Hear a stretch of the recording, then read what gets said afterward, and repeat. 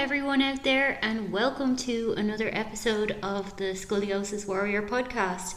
And my apologies, it's been quite a while since I have put out an episode.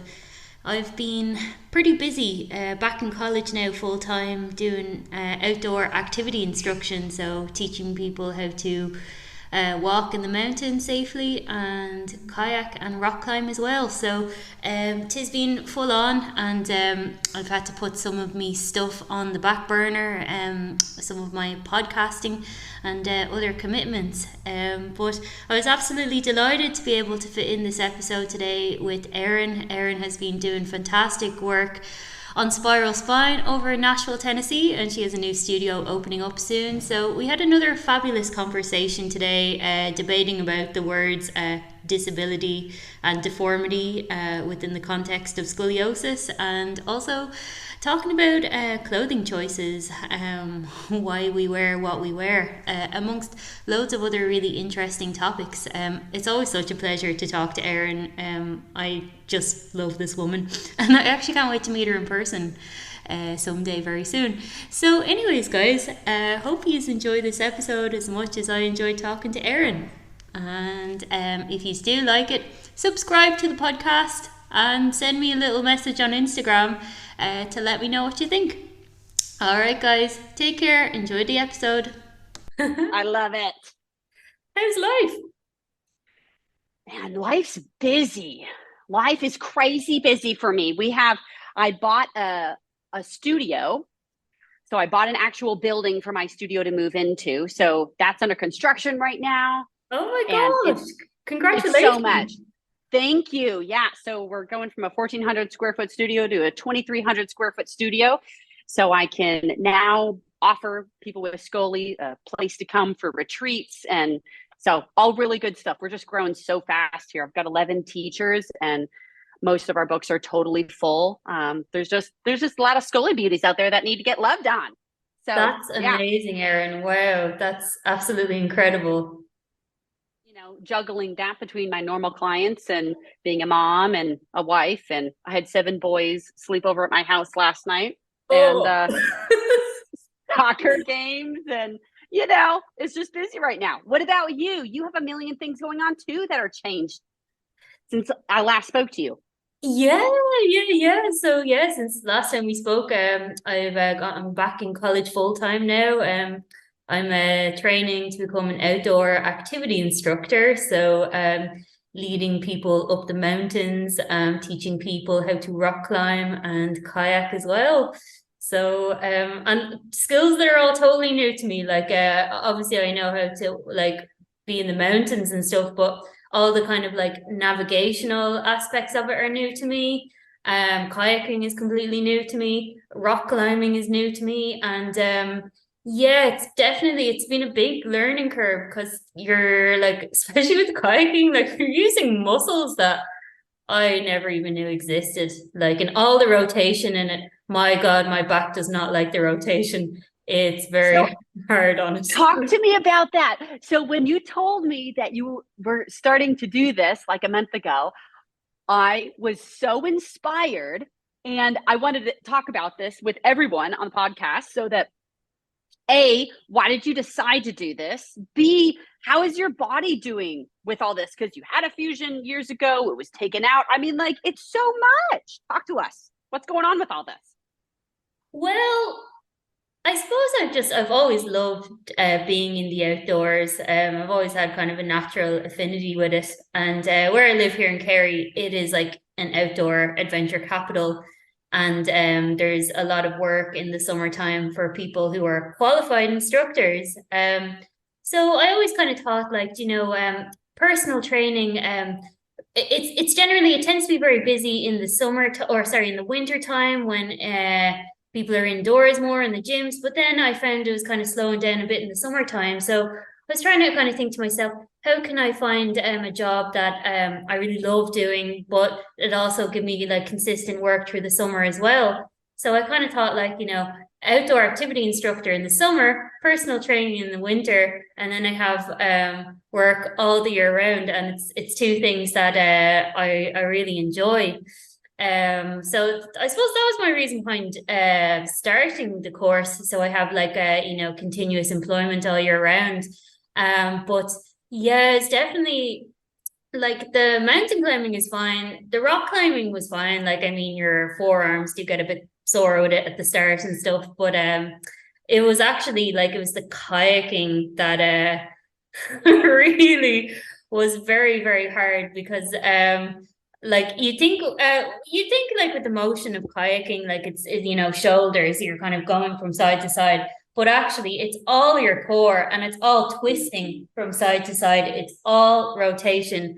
And as someone with like a few spine from T3 down to L4, my spine just doesn't rotate. Um, so it has been a challenge. I'll be honest with you, because I feel like other people in my class, they're just a lot quicker than me, and I use my shoulders and my hips a lot doing it because I'm making up for that lack of rotation that I have in the trunk. And I did actually end up pulling a muscle in my rib cage. I think just the shock of it on my body. Yeah, so I'm kind of dealing with a bit of a rib cage muscular injury at the moment. But in saying all that, I think I will get there with it. I think as most people who have scoliosis or a fusion, or as you know, like your body moves a bit differently to other people, and it's just about finding like a different way of doing it than other people do it. And I think that will come with time. So I'm not kind of put off by it. I just see it as kind of a new challenge that I have to figure out my own way of maneuvering the kayak, if you get what I Mm-hmm. mean. I totally love it. So my mind went into a few different places when you originally told me that you were doing this new adventure. And it totally went down this like analytical realm of like, oh, exactly what vertebra is moving, what muscles have to work, where can she rotate, where can she not. So a few questions. You had all your hardware taken out from T3 to L4. Yes. There technically is no metal left in you, but have all of your vertebra ossified. So you're fused, but there's no metal anymore. Or is there movement? Because this is totally going to sound crass, and I'm sorry, but oftentimes when they do surgery, they will shake bone kind of in the surgical spots, bone that's not yours, and put it in there, or they will harvest bone from like the top of your hip, the top of your ilium, or from another spot and bring it and put it on top of the fusion to make sure that the bones ossify, even if the metal gets taken out. So I didn't know if that was the case for you, or if the metal was taken out and there is movement now back in your back. Do you know that? Um, I don't believe that there is any bone taken from anywhere else. Back when I had the fusion done, I think I do have a little bit of movement in my trunk now, probably more than someone who still has metal in there. Yep. But it is limited at the same time. Like I still do Yeah. feel like stiff and Yep. lack of rotation in my trunk, but I wouldn't say I'd be like as limited as someone who Yeah. still has the hardware in there. So possibly a little bit of movement has come back in a few of the joints, maybe small Yeah, movements. Mm-hmm. yeah, like not a huge amount of rotation, but like Mm-hmm. I can rotate a little bit in my trunk, but not a Mm-hmm. huge amount. It just feels very like because when you're kayaking as well, like you have all this equipment on you, like you have like a wetsuit, and then you're sitting in this upright position and you have like a buoyancy aid on and you have a helmet. So you're really like compressed in your Mm-hmm. trunk, and it's really hard to move, especially when you have like already like a compressed trunk from the scoliosis. It Yep. just feels like my ribs are kind of like sitting in my hips almost, and it's like Yep. really um yeah, that part as well is making it hard to rotate as well. Kind of sounded like a bag of complaints, haven't I? No, yeah. No, I love it. And I love it that you're like, this isn't going to hold me down. I'm going to go forward. We just got to go forward wisely. So, um, I have a client right now that had to get an emergency fusion in S1, L5, L4. So, bunch of stuff happened, lots of neurological stuff happened. She had to just, within a 2 week time period, get a fusion. Rest of her scoli wasn't fused. That was a year and a half ago. And now she's dealing with um, neural stuff. I think it's from L3, which is the vertebra right above it, from this horrible sounding diagnosis called adjacent segmental disease, which is, I know, it's like the most horrible, colorful name that someone could ever give someone in this situation. Nasty. Yeah, totally. But pretty much it's, so you have a fusion and it's the vertebra either above it or below it that has to become hypermobile because the vertebrae that are fused can't move at all. And so that disc above and below just gets abused and ends up like herniating, causing neurological issues. And sometimes the fusion has to get extended. So anyways, I was thinking about in your case, you are fused all the way down to L4. A lot of the times people surgeons who do these, they're like, okay, I don't want to fuse into the sacrum for someone who has a full spinal fusion because you have zero movement. So they leave literally one vertebra free. You have a disc above the vertebra, you have a disc below the vertebra, and then it's your pelvis and your legs. So that one vertebra and those two discs get beaten alive. And so that's what I was thinking in your back. And I was like, okay. So why I was asking if you have any movement left, because you will be making all the movement happen between L4 and L5 and between L5 and S1, unless you get super creative with doing over exaggerated shoulder movement, like scapular movement, and getting really, really mobile in your hips at the same time, making your femur heads do a lot of the movement so that it's not a stable pelvis and all the movement's happening at L5. Does that make sense? Yeah. No, totally. Like, because that's what I found with it is that you have to become a bit more twisty in your hips. And actually, the kayak does allow for that because when you're like sitting in the kayak, it's like you're kind of sitting your legs in like a butterfly position. So like it's kind of like your heels are outwards here and you're kind of like sitting. I'll move back so you can see. Well, you're kind of sitting like this in the kayak almost, if you get me.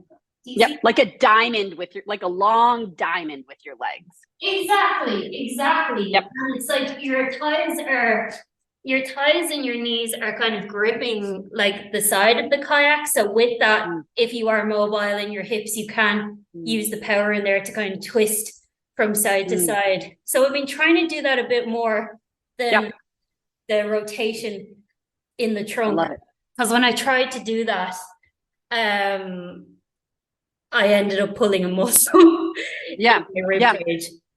Yeah. I was so inspired that you were like, yeah, why would I not go and do this as a job? And I was like, you're amazing, Eva. and at the same time, I was like, okay, how can she do this wisely without having to retire from this new job in 2 years? But I think for a lot of people that have fusions, and my studio is filled with people that have fusions, it doesn't mean you can't do anything. It means let's think through this. Let's get creative. Let's make sure we have a super strong core. And everything that's not fused is going to be extremely mobile and extremely strong and stable to support everything. 100%, Erin. That's like I think that's the key with fusion is you just have to make the non-fused areas extremely resilient so that like because you hear that so often, this like risk of like, herniation and degeneration to like the vertebrae above and below. Like that's, Mhm. you probably hear about that a lot. It's a pretty Yep. common thing with a fusion, especially after a few years of wear and tear. So and something I suppose people don't think about when they get the fusion done, they don't think about that after effect of, okay, what's going to happen now after, like you can't just kind of sit on your laurels and expect that life is going to be easy and you won't have to take care of your back now. There's so much you have to do afterwards to make sure those areas are protected and strong. I can't tell you how many people come to my studio and they're like, they got a fusion and they're like, I used to have scoliosis. I was like, oh. You still do. I know. I was like, oh, baby. I'm like, just because you had a fusion does not take scoliosis out of your body. I'm not saying a fusion is not necessarily, lots of negatives in this sentence. I'm not saying a fusion is not necessarily the right choice. What I am saying is you need to understand once you have scoli in your body, it's always there. It can change depending on surgeries and exercise and massage and all that other stuff. But it doesn't leave it. Like if you go into Facebook groups.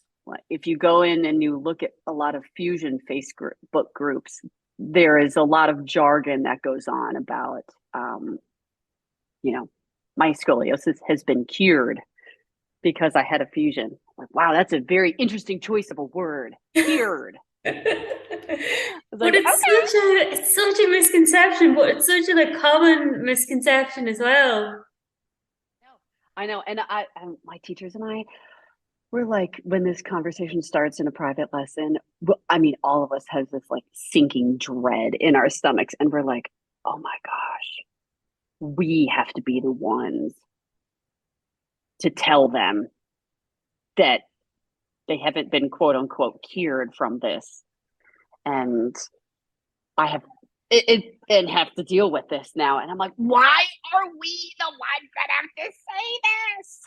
And But it's yeah, such a like hard conversation to have with someone as well, because it's like you're telling someone you're breaking up with them. It's that same kind of like sinking feeling of like, oh, do I have to be this person to give this terrible news? yeah.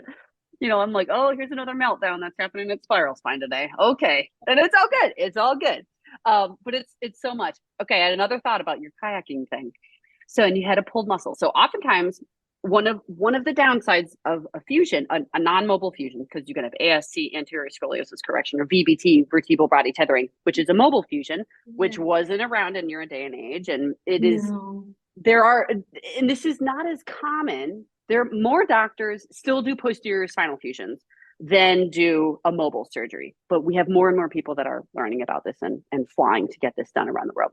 Anyways, they are going to be in another group. That's not what I'm talking about right here. If you have a fusion where rod and metal is involved without a tether of some kind, the muscles everywhere in your trunk associated with the vertebra that have been fused. So for you, it'd be T3 to L4. So all the muscles along the spine, all the ribs associated with it, all the organs associated with it in the front, where nothing moves anymore, in the front, in the back, all of that stuff is going to be much uneditedly, much less mobile. But to the point, like when we breathe, when we side bend, when we rotate and kayak, everything just gets normally moved. When I bend down and I'm picking up a nephew of mine and I'm pulling up, that is just naturally getting movement.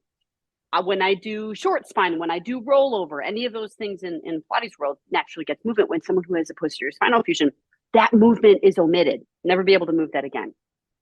It just is. I'm not saying it's bad. I'm not saying it's good. A medical choice was made and now it can't move again. I think an extremely important thing to do for people that have had spinal fusions is to get either with balls of different kinds and shapes and sizes to move the tissue, or to get massages. I don't care if it's a boyfriend or a husband or a massage therapist, to get hands on the tissue to move the intercostals in between the ribs, to move all the muscles in the rib cage, front, back, side, diaphragm, all this stuff, to have that tissue move, because it never gets moved. And I was wondering when you told me that you got injured a while back, I was like, I wonder if it's associated with a muscle that just hasn't moved in what, 5, 10 years. It's And you're funny you doing say these that movements. actually, Erin. Yeah, because my partner is a physiotherapist, and he started doing all that work that you've mentioned there, like kind of like digging deep into the psoas and kind of doing this kind of almost like palpitation of my rib cage and kind of like getting into that tissue. Like I tend to be very tight in my lats on the left side. Like that's where all my issues are. Is that the concave left Yes. side. It's like I found I never noticed it before, but I've just found recently that I really can't breathe that effectively into that side, and I've only noticed it now that I've had this pulled muscle in there. Is like when I go for a run, it's like I can't get breath into that side, Mm-hmm. and it's kind of like affecting my breathing as I'm running, and then I get really out of breath. But like I never really noticed it that bad before. I think it's just now that the muscle is kind of strained in there that I can really, really feel it. So I've had to do a lot of work on kind of like pumping up, I suppose, the concave muscle in there because it's so it is so restricted and it Yep. yeah that but the manual therapy on it really does help, like putting the ball in there front side back really does help, and the lateral hips as well, that really does help because they get so tight, the like what the TFL like IT Yes. band, that area like is so constricted, like sometimes you feel like you're moving like a marshmallow or something. A marionette puppet. You're like, ah. Um, I'm so glad that your man is doing all that in your rib cage. Um, I breath work is so important for people that have scoliosis, but I think people that are fused, I I do not think that breath work has been um investigated enough. I really do think that it would be so beneficial for people that have scoliosis and specifically fusion to have, I hesitate to use the word aggressive, but a really aggressive form of breath work for them to practice. And there's so many different forms of breath work, whether it's Pilates, whether it's weightlifting, whether it's yoga, so many different forms of breath work. But whether it's what is it, deep sea, what is the form of what is the form that they have where it's like they go down under the sea as far as they can and they like hold their breath for like 6 minutes. I don't even, it's like deep sea diving, but they do it with Oh, no oxygen. diving. Yeah, deep sea diving. Yeah. Yeah. And these people have learned to expand their rib cages and get into every little lobe inside of their lung and move their diaphragm so aggressively to hold as much air as they can. Intercostals are moving. Anyways, all the things that my brain contemplates on. But I really do think that I would encourage you to mess around with this and see if you can't, you and your man can't come up with some different forms of breath work that maybe you could share with people that have fusions. I don't have a fusion. I mean, I'm sure I could come up with this stuff, but the reality is I don't know exactly what it feels like to have a fusion because I've never had one. And I can move. I can side bend if I want to open up the concave side of my curve. I can bend. I can do gyrotonic to make all this movement happen. But I think you would bless a lot of people that have fusions as a way by doing internal breath work in their lungs and using their diaphragm, pumping that down and up to get movement to happen inside of their rib cage. Yeah, 100%. Yeah, because I don't know if you experience this without fusion, but like I find the problem with the breath, trying to pump it into the concave side is my like instead of me pumping it into the back of my rib cage, it'll start to flare at the front. and it's really hard to Totally. like direct the breath into the tissue where it needs to be because it's like it's really stubborn and it's like it doesn't want to open in that area. So I have to do like a lot of manual therapy with the ball or getting my partner to like get his fingers in there. It's Yes. lovely because the muscle spasm really easy. So you have to kind of do that first to get a bit of blood flow and then get the breath in there. But it's oh my God, it's so stubborn. It's so Yeah. constricted. Like Yeah. The tissue has to move. What I have found, the two, really one, but two best forms that I have found to get that is me moving my rib cage. And I'll do it in like doing gyrotonic, which are handle units. I can do all this handle unit stuff, all this arm weighted work that will pull on my rib cage and I can rotate. Obviously, this is not going to be a great choice for someone that's fused. But recently, so I was a professional dancer for years. I haven't been for almost 20 years. But about 2 months ago, I went into a ballet studio for the first time in 15 years. And I just fell back in love, and my body loved it because I was in a studio taking a class for an hour and 30 minutes. And I mobilized my rib cage doing all these motions that I don't normally do.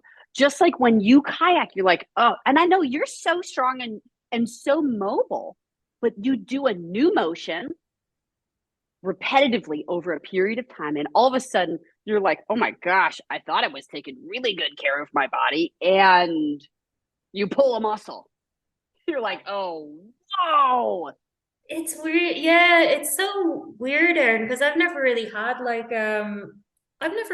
any injuries like to my back before, but getting that it was really like it started off as just kind of like, oh, it's a bit sore, and then it started to really flare up to the point where like I actually couldn't get off the floor. It was like if I kind of moved my body in a certain way, it was like there was like an electric shock sent up my back. And it was really scary because do you know when people like so many people with scoliosis talk about like this back pain that they experience, and I'd be like, yeah, but really, I know concept of it because it's never like happened before. So when this happened, like it made me really empathize with people and the pain that they go through because like back pain, whatever form it comes in, like it is debilitating and it can be really severe for some people, and it's tough for people when it's chronic as well.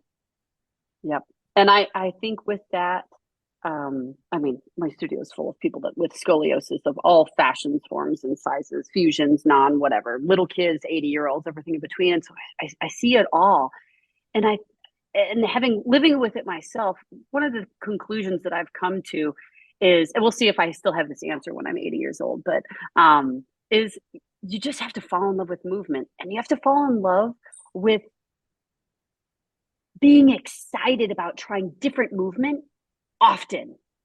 If you feel yourself non-motivated to do something, I'm like, great, go learn something new. Go learn Tai Chi. Go learn to be a kayak instructor. Learn to do Pilates. Go take a ballet class. Go rollerblade and go swimming. And it's just, Pilates is not bad. Weightlifting is not bad. But if that's all that we ever do, our body gets very used to doing that one thing. And then we go and we ride a camel in the Egyptian desert. We, decide that we want to do a triathlon and we're swimming a few miles, training that. All of a sudden, oh my goodness, I had no idea. I'm like, I know. So instead of feeling like we are punished by having this, I'm like, okay, let's get a new mindset. Let's keep encouraging ourselves to fall in love with movement. Don't care what it is. Don't care what it is. Let's figure it out and let's just keep falling in love with it. And tell me about your ballet class. So you obviously must have done a lot of that back when you were a professional dancer. How's it like, Yeah. this was your first time kind of doing it in about 20 years, was it? Yeah. So I was in a pre-professional ballet school up until I went away to college. So I had one of the main instructors had been a principal with the American Ballet Theater with ABT. Another one had been a principal with the Bolshoi in Russia. So I mean, it was like a super hardcore, strict ballet school. Like my instructors were so disappointed in me when I told them I wasn't going to be with a ballet company, and they were like, "What do you mean you're going to go to business school?" I mean, it was like they disowned me as their child. I was like, "Oh my gosh, I have to move on with life right now." But yeah, it was a huge situation. So yes, so that was one of my first loves, and then I went on to Broadway and start doing Radio City Rockette stuff, and that was fun and everything. But yeah, I found I needed motivation to just keep moving again. And with buying a building and my crazy kids, middle school, teenage world, and all this stuff, I found myself not moving very much. It was like a burden for me. So I needed to get back into it. And I was like, okay, we're going to do this again. And it's just like riding a bike. It was great. I totally loved it. But doing all the turns, very fast turns, doing all the huge port de bras in the body, I realized really quickly that things in my rib cage were super, super tight. I couldn't turn as quickly as I did before. Have great core balance. I could still stand. Everything was totally fine. But and I could balance there, but just the mobility was there. So it was a good wake up call to me. And my bunions totally still kill me. So it was a good reminder that I will not be a professional ballet dancer. I was like, oh my gosh, I forgot I haven't had bunion pain in like 20 years. And then I go back into a Pilates studio or a dance studio and my bunions start killing me again. But it was still great. It was still great. So on another note, I have two words I'm going to say to you, and I want you to tell me what your thoughts are on these two words, because these two words are super, super hot words in the scoliosis world. Okay, good. I've written blog posts on them. I've written chapters on them in my latest book, I Have Scoliosis, Now What? And there are some very, very divided answers. I've had to delete some comments about this on my blog post because they were so vulgar towards me.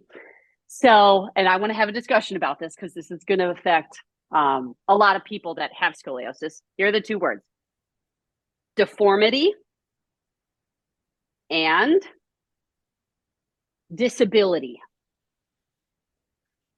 Oh my What are your thoughts on those two words in relation to yourself and in relation to scoliosis? Oh, I hate them, to be honest. You know, Do you think you are disabled and deformed? no. Oh my God, for someone to like think that way about themselves is absolutely awful. Like I just think it's so ridiculous that these are actually like medical terms. And like, you go into like a consultant's office and they could they could refer to your back as being deformed. Like that's absolutely horrific. Like, and I actually don't think it's true either, because like what defines like a deformity? Like, if someone's spine is a bit curved, that doesn't mean they're deformed. It just means that their spine is shaped a little bit differently. And as for disability, I think that, yeah, maybe scoliosis can, limit you from doing certain things, but it doesn't mean that you're disabled. Maybe some people have it more severe than others, but I really think these labels need to be taken away, because they really they don't do anything for uh, people's self-esteem. I think they actually make the term scoliosis seem like this horrible like death sentence. And when you perceive something that way, it's going to make your condition so much worse than it needs to be. Whereas if you saw it in a more like positive light, well, then maybe you would want to do things to help yourself and to actually make your condition do positive things to make your condition better. What about you? What are your thoughts on it? I'm just sitting here. I know everyone who's listened to this podcast, you can't see me just like smiling and nodding as Eva's like expounding upon my exact thoughts. Um, but that's why I didn't even preface. I was like, I'm gonna put this word towards Eva, and so I couldn't agree with you more. How I had a beautiful college student come into the studio about a month and a half ago. And she and I have literally the exact same scoliosis. She might have like a few more degrees than I do, literally almost the exact same double curve at the exact same apex at the vertebra. And she was like, my deformity is just horrible. And Oh my God. I'm just disabled. Are you And I was joking? What? no. And I was like, okay, why don't you tell me more? And this is not my first rodeo with someone thinking this way about themselves. And it usually stems from a doctor telling them that they're deformed, or not receiving great guidance from a their Scoli doctor to say, hey, yes, I hear you that you're in pain. Okay. Instead of me giving opioids to you for pain, why don't you go and try massage, movement, and give people tools to help them get out of pain? Eva, you're fused or we're fused. You can't go get fused to get you out of pain. Like that's not going to help. It's in your torso is where this injury happened. So a lot of the times we get to a medical standpoint and it's like they can't help you anymore. They literally don't have the tools to help you. You have to go to somebody else. But if the only person that you go see is a doctor an orthopedic surgeon that specializes in spinal fusions, and that's their tool is surgery. They don't have the tool to help you then get out of that pain. So you live in chronic pain. So you're going to think, yes, I am disabled. I can't walk down the street. When if you went to a great physiotherapist, you went to a great Pilates instructor, you went to someone else who specialized in movement, they could get you out of pain. So I said to this girl at the end of this lesson, going back to the college student who came in for the lesson, I said, just at the end of the lesson, I didn't want to hammer it home during the lesson because I needed to move her and go through homework exercises and stuff and prove to her that she was just fine. I said, okay, so I have a question for you. I don't know how, when we both have the exact same curvatures, can you tell me how it is that you are deformed and disabled, but I am not deformed and I am not disabled? Can you tell me why that is? And it was this concept, like it like blew her mind. And I was like, I don't need an answer today. I just want you to go home and think about that. It's just, do you have the tools to go forward? Do you have the emotional tools? Do you have the physical tools to go forward? So, and it's hard when you go to a doctor's office and on the door that you go into says Spinal Deformity Center. Yeah. Or like did you know like your scoliosis is a disease? Have you heard that? Totally. That's amazing. What the heck? It's a horrible way to think about it. Wow. It's like I'm a leper. No one can come around me because they're going to catch it. I have scoliosis. Oh. Totally. So I would just encourage everyone, Eva did not know I was going to ask her that question. So that's why I wanted everyone to hear Eva's initial response to it. And I would encourage all of you guys, if you are in pain, emotionally or physically, go get help. Yeah, and also like I can understand, Erin, why you do not like using the word rib hump, because all these words are really powerful in people's perception of themselves. And I think it is so important when you are dealing with a spinal condition like scoliosis to use uplifting, positive wording towards the condition. I was very lucky when I was going through treatment that my surgeon, my family, doctors, nurses, they never referred to scoliosis as a deformity, a disability, or a disease, or whatever you might want to call it. So I never thought of myself that way. My friends and my family treated me really normally. They didn't see me as like a disabled person, even if I did spend a bit of time in a wheelchair after the surgery and all this. But I was treated normally, just like everyone else. And I think that's actually really, really important for young people who are vulnerable, and they take on what people say. I think it's so important to use positive terminology for scoliosis, because it really does affect your mindset, and it can really take such a great toll on your mental health, like especially since scoliosis is not something that we can actually cure. It's something, as we know, you have for the rest of your life. So the way you talk to yourself about it and the way other people talk to you is it's just crucial. Like, it's everything. Yep. Couldn't agree more. And because of that, I don't have the word scoliosis on the outside of my studio.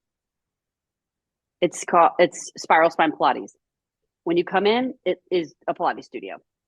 There are no mirrors on the walls. There's no graph paper where you stand in front of. There's no x-ray machine. I want people to come in and feel we're just taking care of our bodies. We're just learning to love Pilates. It's great.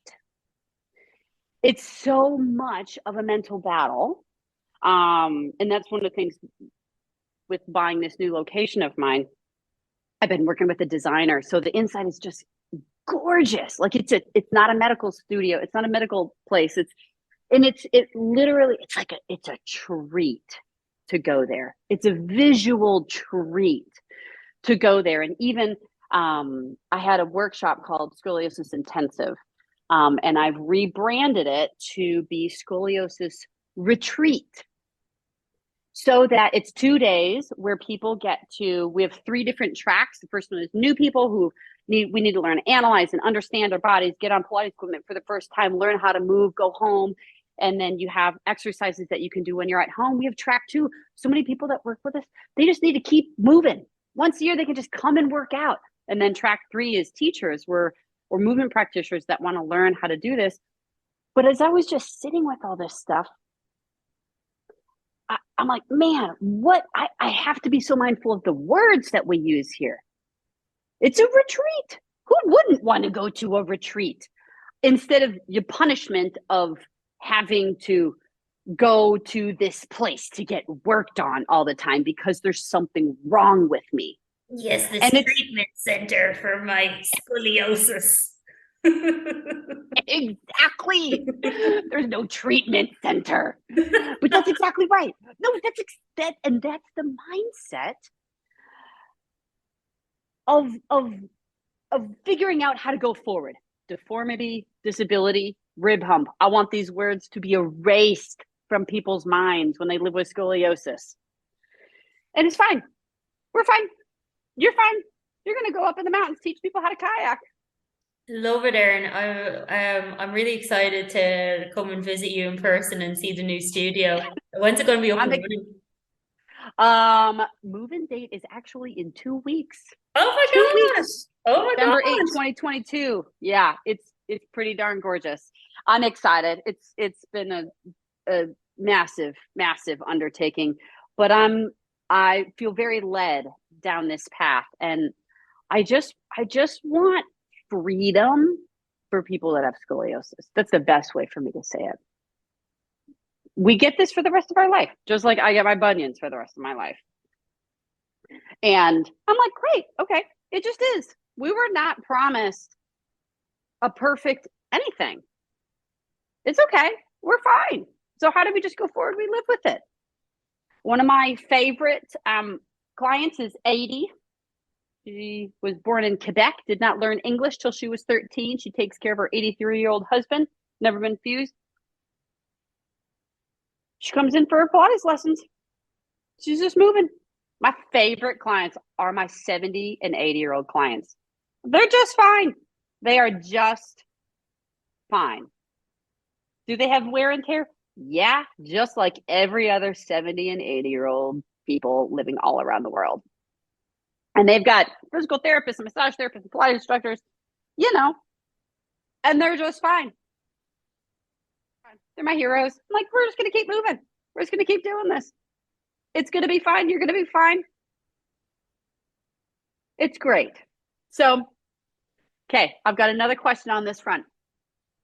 Clothing. On the topic of clothing. Do you choose clothing to hide your scoliosis? Or do you choose clothing because it feels like a good fit and doesn't pull on your body to make your scoliosis hurt more? Yeah, really good question, Erin. Yeah, I don't think we've actually talked about clothing before. I personally, I don't mind showing off my scoliosis. Like I'd be fine with wearing clothes that are backless and stuff like that. My main thing is I don't like things that feel tight around my waist because I feel like it constricts my breathing and I feel like my digestion isn't good when I have really tight clothes on. So I prefer to wear things that have elasticated waists on them. I find it really hard to find jeans that fit properly that don't go up to my boobs because of my my very short torso. That was so awesome.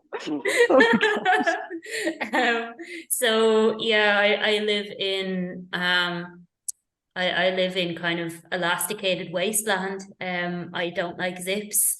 I like loose fitting clothing that's comfortable. Comfort is my main thing, things that don't constrict, but also things that kind of flatter as well. You don't want to be just like wearing like baggy clothes and like kind of being shapeless, even though there's nothing wrong with that. But stuff I like Gymshark. They have like, leggings that make your butt look really great, but they're comfortable as well. um, a lot of like outdoor clothing brands like Rob and like the North Face and Columbia, they're all really like comfortable stuff. You can get like base layers that are cozy and yeah, but to answer your question, it's not about trying to hide the scoliosis. Like I'd be fine with showing it. It's more about just comfort and being able to breathe and not feeling constricted. Yep. What about you? Yeah, I don't ever try to hide my scoliosis. My clothing choices never come from a place of shame. My clothing choices come from comfort, and the two main areas for me are my rib cage and my neck. So I can't wear halter tops. It Oh, I hate just them. kills me. Anytime I have something pulling forward on my neck, oh my goodness, I will end up with back pain and neck pain in about 2 seconds. And then the second thing is wearing underwire bras. Man, it is so painful Oh, I hate because those. yes, because of the rotation of your rib cage. So Can't do it. yeah, Can't do so it. so yeah, I found like some like like t-shirt bras from Victoria's Secret that have no underwire on them because like my front left rib cage, I will have just like red bruising if I wear an underwire bra. So I just have learned to find stuff that doesn't fit, but yeah, I have no shame in it. So before I've written 4 books on scoliosis. Before I started my first book, I bought every book that there was on the market about scoliosis because I just wanted to kind of get the vibe, what other people were writing about out there. And I cannot tell you how many books are written out there with a piece of the book with specific suggestions on clothing, specifically guiding people towards hiding their scoliosis. So these entire chapters are based on shame and encouraging shame while living with scoliosis. I It's was so appalled. ridiculous. It's so ridiculous. I've even heard that as well about like I grow my hair really long so that I can hide my curve. I'm like, I have long hair, but like heck, I tie it up. Like I don't care if my curve is on show. Like why would you try and hide it?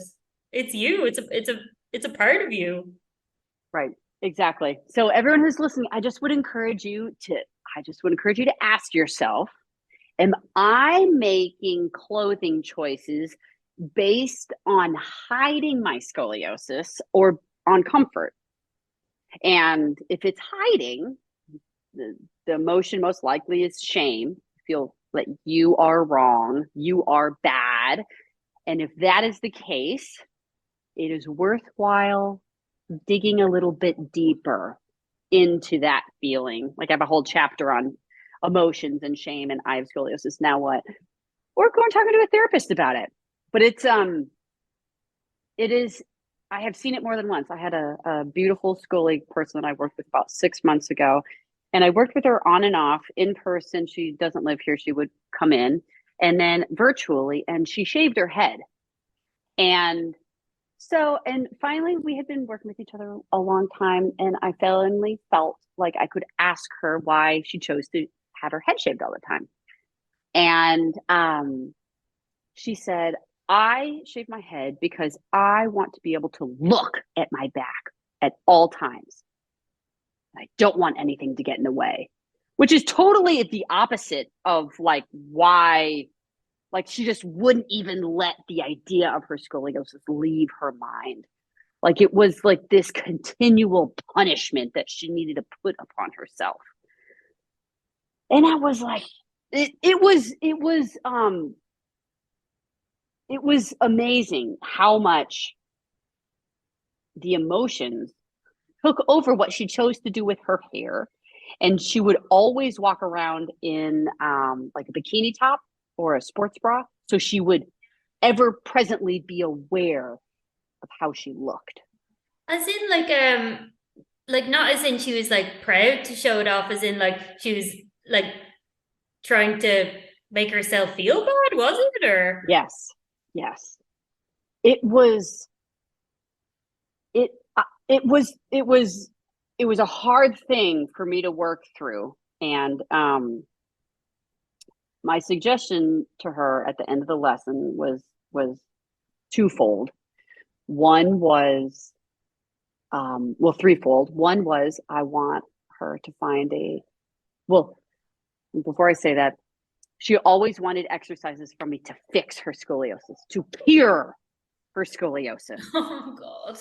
There was no peace about, like, it just is. It's okay. We can go on. Like you've got an amazing partner. I've got an awesome husband and two kids. Like it's fine. Like we're fine. My husband and your man, they're not with us because they have pity for us. They don't feel bad for us. And that's why they're with us, because we have scoliosis. It just is a part of us, and it just is, and it's totally fine.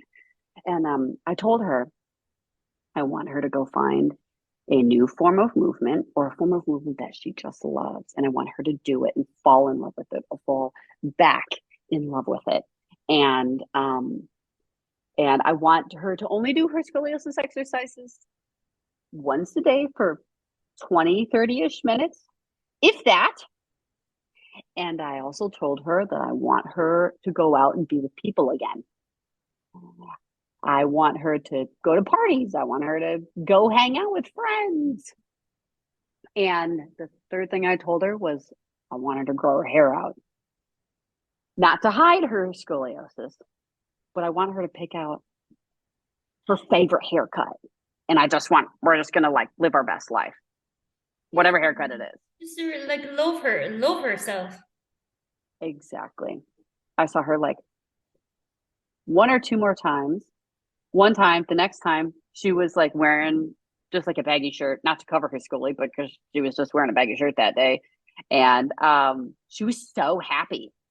And I was like, what's going on? She's like, I started rock climbing again. Like, that's awesome. Oh, And I've got a that's so boyfriend. good. Oh, that's so good, Erin. And then I saw her one more time and she was just crazy happy. And I haven't seen her since. That's awesome. She's going to be just fine. Erin, So, like that's like the most beautiful gift I think you can give to people is just for people to be kind of content with themselves and just kind of free from that like emotional, mental, physical toll that scoliosis takes and just like not even like think about it, like just like scoliosis is not a thing. Like for you to be able to give that to someone, I think is such a beautiful and such a life-changing gift. and that's, well, thank you. Yeah. One of the things that my goal is with people, and it takes some sifting through with every single person, is okay, how can we take this ball and chain of scoliosis off your ankle? Sometimes it's learning about our scoliosis and getting stronger, getting more mobile. So then scoliosis just kind of falls away and it's not a big deal anymore because the pain's gone. Sometimes it's a self-esteem issue. Sometimes the list is so long on how it is we need to navigate forward, physical, emotional, whichever one it is. But sometimes it's wearing a brace. Sometimes it's not wearing a brace. Sometimes it's having surgery. Sometimes it's not having surgery. And every person is very different. But my goal is always, how do we take the ball and chain of having scoliosis off your ankle? Sometimes having like the prescribed Schroth exercises is a blessing to people and sets them free. Sometimes telling them to stop doing their Schroth exercises because they feel punished by being forced to do 45 minutes of exercises every single day is how you take the ball and chain off your ankle to be set free. And so I would just encourage everyone to just, how do you feel in a chain, a ball in a chain with your scoliosis? And if you do, is it because you don't have enough knowledge about your scoliosis on what exercises you should do? You have fear about the future of if you're going to need surgery, or you don't have a great therapist, you don't have a dream team, you don't have all these people to help you? Or is it because you feel enslaved to the prescribed exercises and therapies that you have? Like I have one Scully Beauty that's at the studio. I was actually working with her husband this last week, and we were chatting, and this particular Scully Beauty of mine, it was a ball and chain in the beginning with Schroth exercises and this soft brace that she wore, and we broke that chain. And I think she has enslaved herself again to coming to so many group classes and private classes at my studio. A private lesson with me every week, a private lesson with another instructor every week, and like 4 group classes. Like you can't, and like at least 1 massage every week from a great therapist, and structural integration work every other week, and this other therapist and this physical therapist. And now we've swung the pendulum the other way, and we're being enslaved, albeit, oh my goodness, all these people are amazing therapists and can help her. But that's not the issue. The issue is the like emotional entrapment, the emotional enslavement that she's put herself into.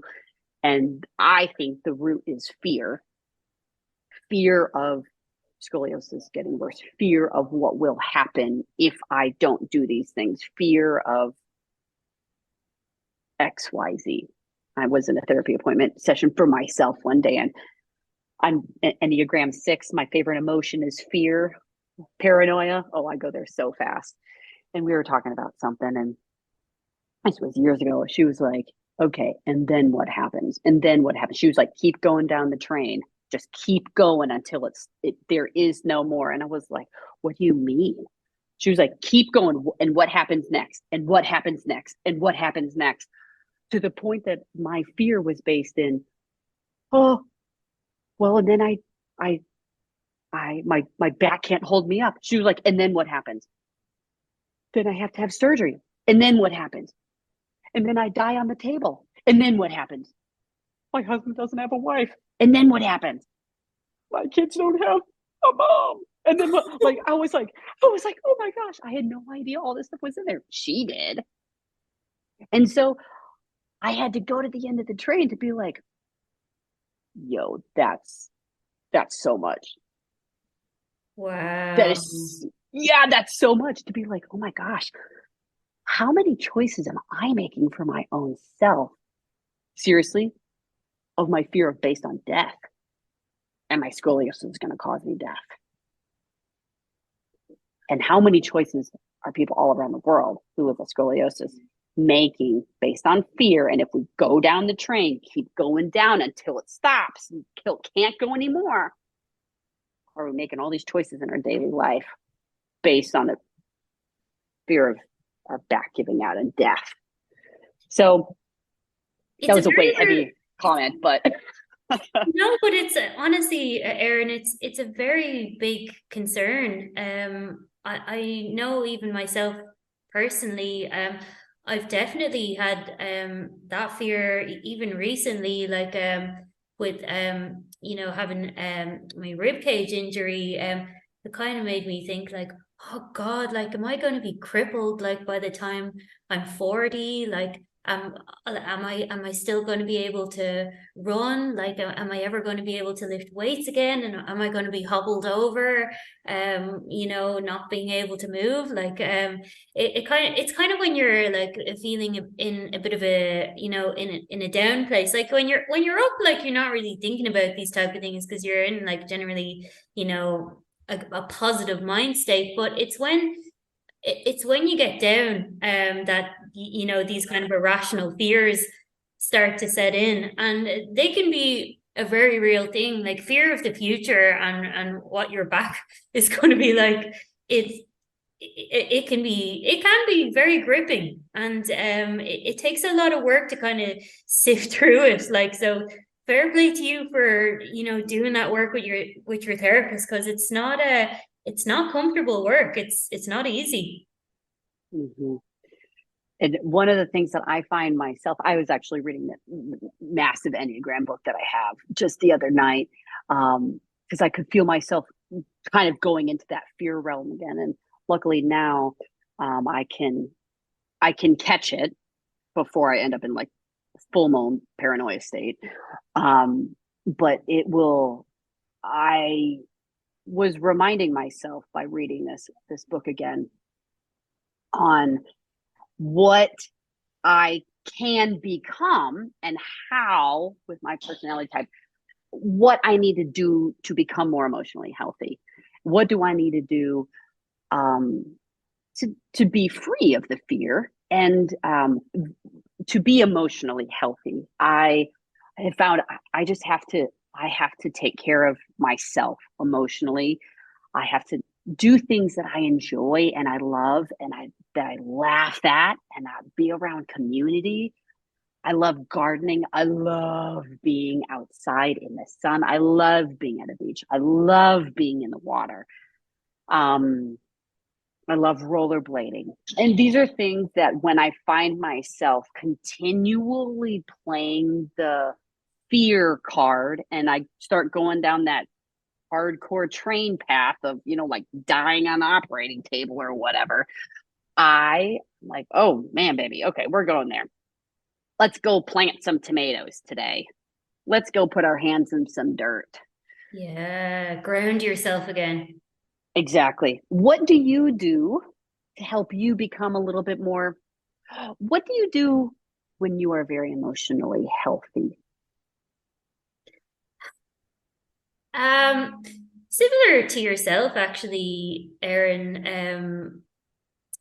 I spend a lot of time outside hiking in the mountains. Like not necessarily like I don't really like intense exercise where I'm like gasping for air, like that wouldn't be my cup of tea. But I just like long, slow days, like out on the mountains, just really being kind of present in the moment, like just enjoying the elements, enjoying a good day out, like getting a good sweat on, like being around friends, having the sun in your face, and like doing a few climbs of the mountain, and then coming down, and then at the end of the day, like kind of like putting your feet up and having a nice meal and feeling like really accomplished that you got out and did your movement, and you got outside and got fresh air, and yeah, just so like really really simple stuff like that. But those are really, if I can reflect on the times where I feel like the most like me and the most happiest and the most content, it's just really simple things like being out in the mountains with friends, spending long days out, and just not really doing it for anything else other than the enjoyment and the fun of it. It's not about a competition. It's not about who's going fastest. It's just really about that connection of yourself and the outdoors, and kind of just, I suppose, feeling connected to everything around you. I think that's what kind of takes you out of your head and kind of into into that kind of like presence, that place, that place that we all kind of, you just feel at home and you just feel yourself in. Do you know what I mean? Yes. Yes.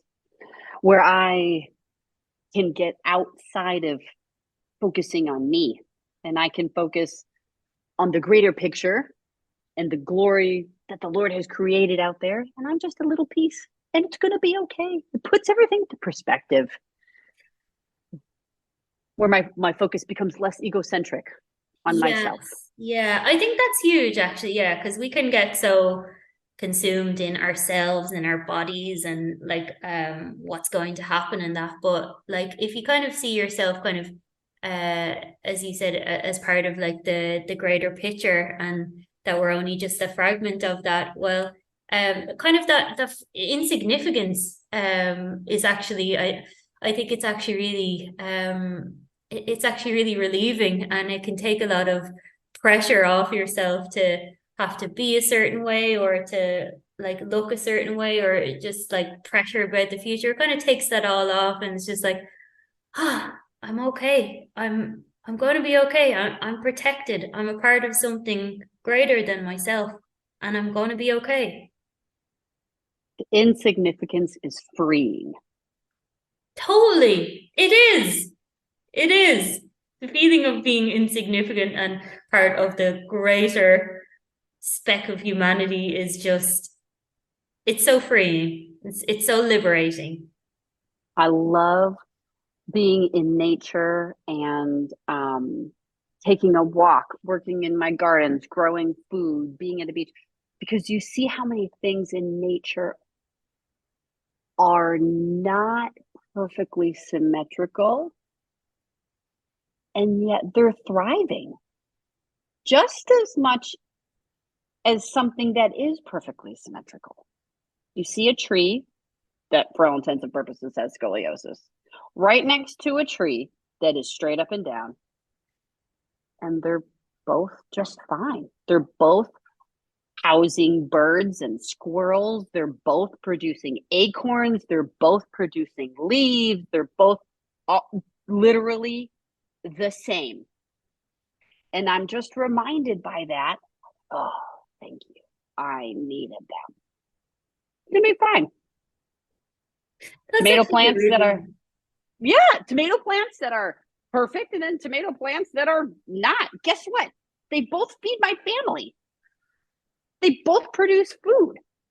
It's fine. It's fine.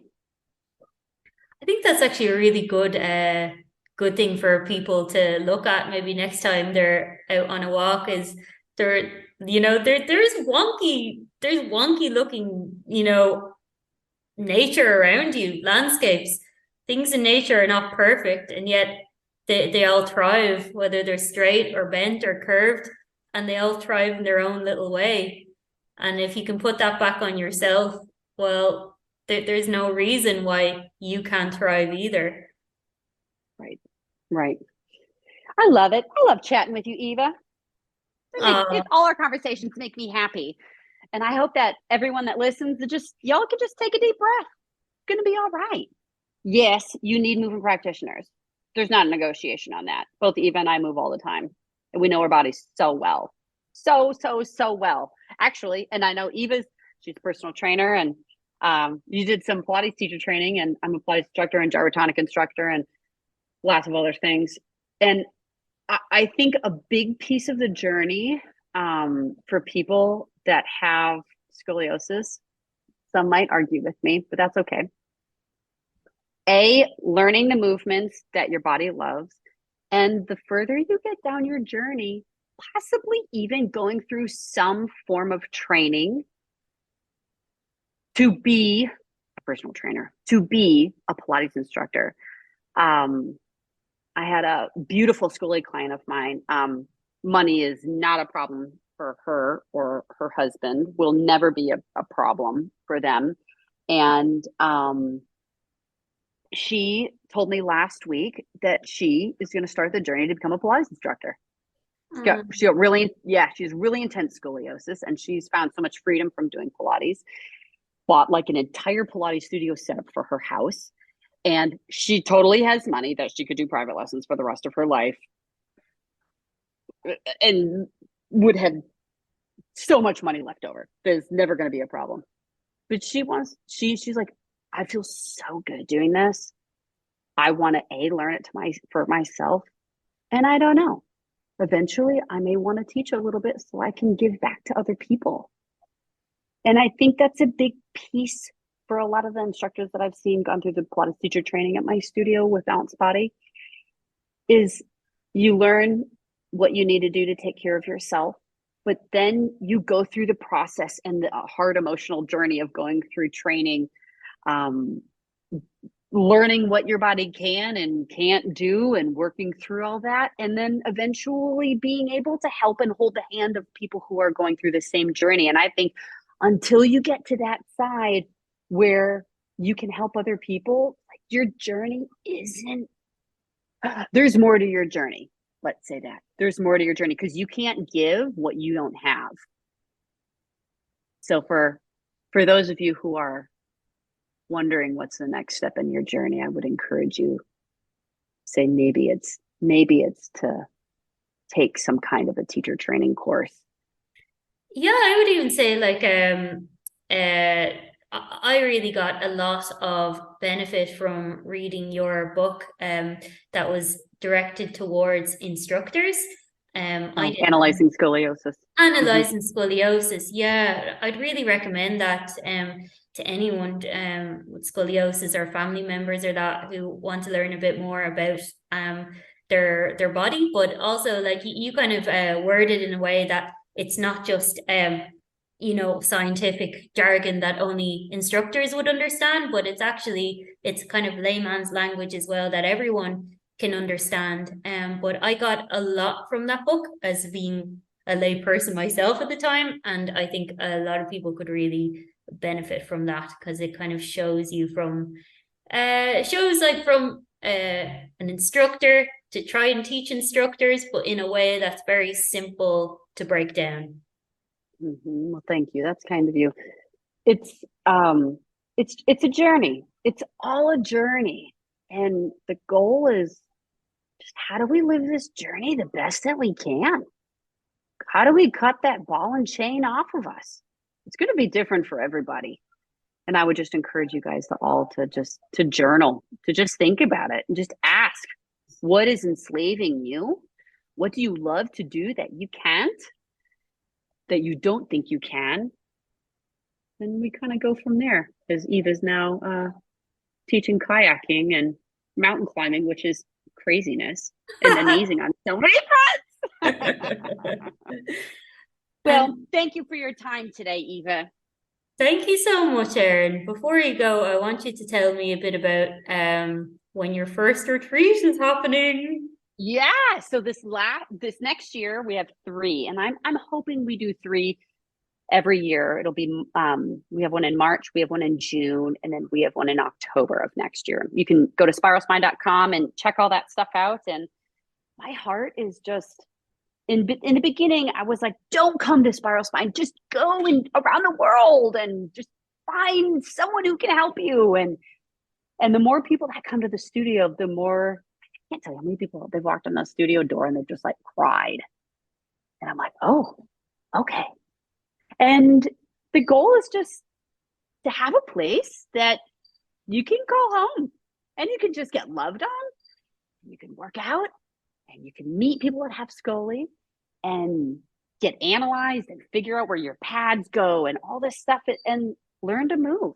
Learn to just take care of your body and do it in an environment where we're working out, we're having fun. This is not punishment.